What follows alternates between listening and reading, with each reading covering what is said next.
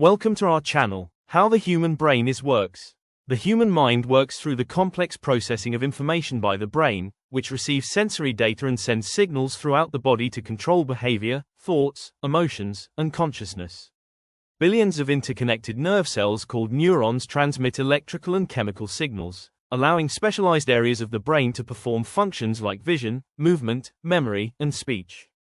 The mind is shaped by experiences and information, leading to unique cellular pathways and conscious interpretations of the world. There is a device that could record every memory, idea, and dream in your brain and then send the entire contents to another person. This sounds game-changing, right? The truth is, we already have this type of technology. It is known as affective storytelling. The life of the human revolves around the ability to share experiences and information. Being able to communicate well is all a matter of getting in sync with other people. You may have even noticed this. Maybe you have seen where people start matching steps as they walk, or how they imitate the gestures of others as they talk, or use grammar or phrases that the other person uses. But this syncing up doesn't just happen in people's mannerism or speech. It also happens in parts of the brain. This is what is known as neural coupling, and scientists believe it is an extremely important part of communication. In one study on the functions of the brain, while communicating, scientists had a person tell a 15-minute story while also having the brain scanned with an MRI to record all of the activity in the different regions. They took this, recorded and played it for 11 volunteers while they were having an MRI. As they listened to the recorded, their brain activity matched up with the storytellers.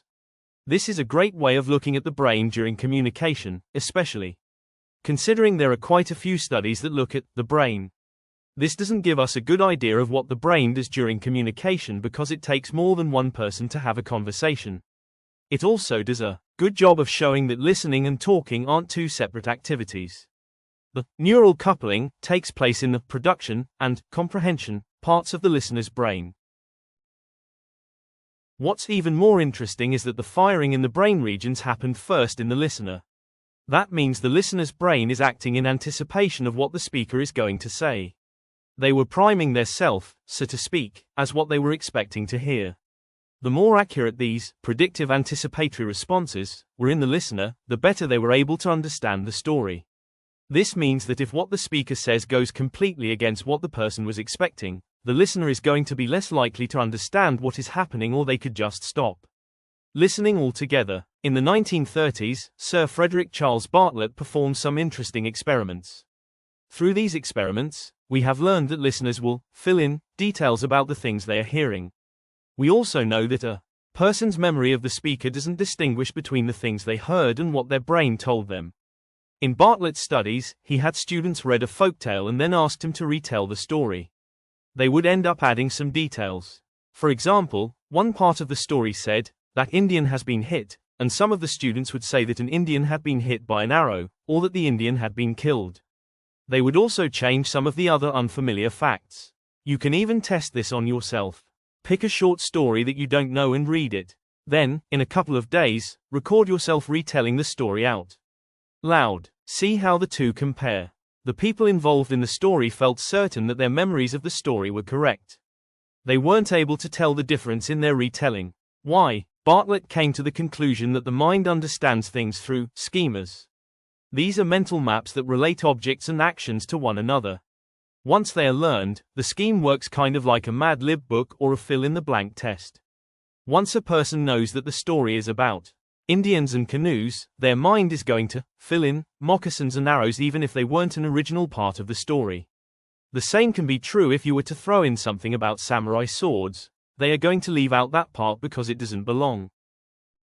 In the MRI study, performed at Princeton University, they discovered two neural mechanisms.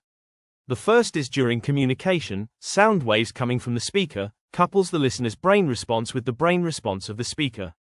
Second, the brain has created a common neural protocol that gives us the ability to use brain coupling to share information with others.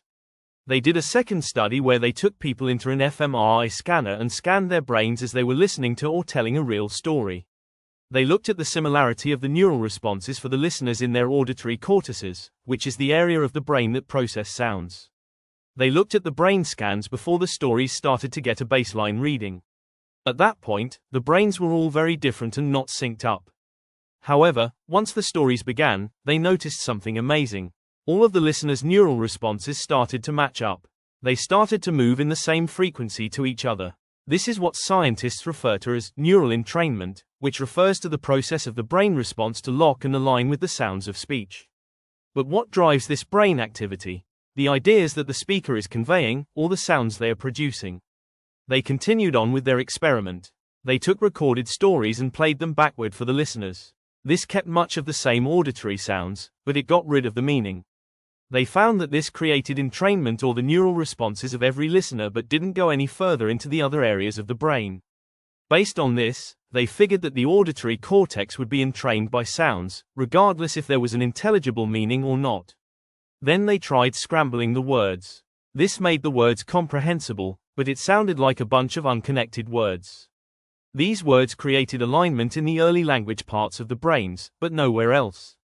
They then formed the words back into sentences. While each sentence made individual sense, they don't go together to create a story. When this version was played for the listener, they start the entrainment move to every language area that processes grammatically coherent sentences. But once they finally played the full engaging story for them, they entrainment spread through more of the brain and created aligned responses between all of the listeners, which included the parietal and frontal cortices. This led him to believe that the high-order cortical areas would become entrained to the ideas that a person shared as they placed sentences into an understandable narrative. If this conclusion should prove to be true, then if they shared a story to two listeners that were the same but used different sets of words, their brain's response would remain similar. To test this, they took the story they had been using and translated it into Russian. They played English version for their English listeners, and then played the Russian version to Russian listeners and compared the neural responses. They didn't get similar responses, which they expected because the different languages sounded different. However, they did find that the responses within the higher order areas were similar among all of them. This was because they all had the same understanding of the story. Now that they had this information about what happens in a listener's brain, they wanted to look at what happened in the speaker's brain. The storyteller then underwent an MRI scan and they compared what happened within his brain to the listener's brain. Producing and comprehending speech are two different things. But amazingly, as mentioned earlier, the brain responses were very similar in the two groups. The more understood the storyteller was, the more connected their brain waves were. This moved them onto another question. How can this coupling help us transmit a memory from one brain to another? They tested this by having people watch the pilot episode of Sherlock as they scanned their brains. Then, while still being scanned, they told the episode in the form of a story to another person. In this episode, there is a scene where Sherlock takes a cab that is driven by the murderer. The subjects who were watching the scene showed specific neural patterns in the high-order brain areas. What was interesting is when they recalled this scene and shared it in story form to a person, the same patterns were seen in the listener's brain. This means that these brain patterns happen even when a person shares just a memory, not a real experience. This shows the important role language plays in sharing memories to other people. The act of communication, though, is very far from perfect, and in many cases, we tend to fail to communicate in an effective manner, or are simply misunderstood. People can interpret the same stories in different ways. They decided to study this problem as well. They used the story, Pretty Mouth and Green My Eyes, by J.D. Salinger. In the story, the husband loses track of his wife during a party. He has to call a friend and asks, "Did you see my wife?" They took half of their listeners and told them that the wife was having an affair and told the other half that she was loyal. What was interesting was that this simple sentence that they told the listeners beforehand was enough to cause their brain responses to be different.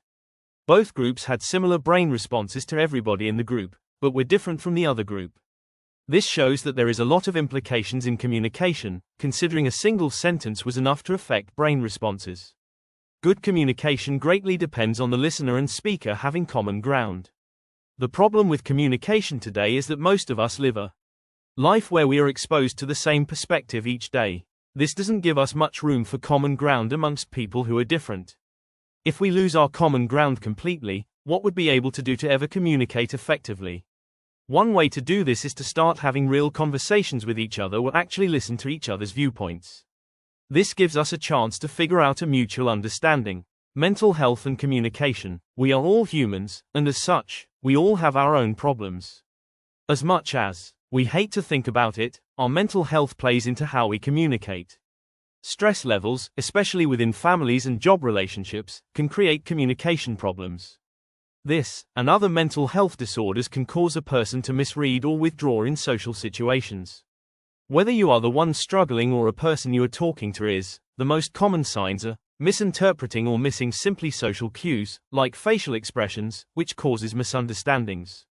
Make unreasonable demands, or they show a lack of concern because they are preoccupied with their own anxieties or fears. Perceive people inaccurately, which can cause paranoia or anxiety. Behave unpredictably, feel irritable, or have angry outbursts because of instability. Withdraw or remain silent when feeling depressed. The only way around these problems, if you are the one suffering from them, is to seek help. Now, sometimes a little time to calm down or relax can help, especially if it has been a long and stressful day. But if you feel this way constantly, then seeking assistance from a professional is the best way to proceed. Now, if you have to converse with somebody who you know is struggling with mental health issues, or is clearly stressed, there are a few things you can do. First, be brief and get to the point. The last thing a stressed person wants to hear is a long-winded story. If you are sharing personal feelings about something, use I statements so that you don't come off as confrontational. Most importantly, you can only speak for yourself. You don't know how a person truly feels based solely on how they act. It is likely only going to make them more upset or stressed if they feel like you are speaking for them. Alright, with all of this in mind, let's move into